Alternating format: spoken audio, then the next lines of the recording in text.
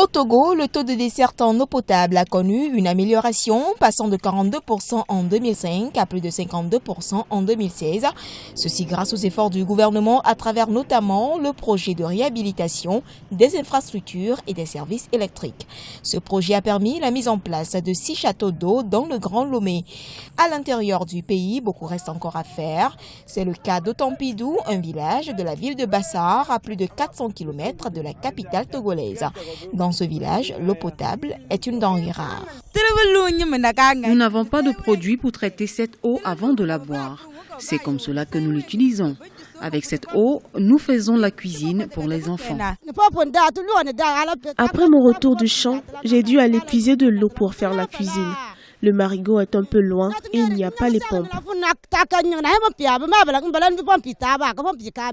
La seule fontaine disponible dans le village n'arrive pas à couvrir les besoins de la population qui plaide par ailleurs pour d'autres infrastructures de première nécessité.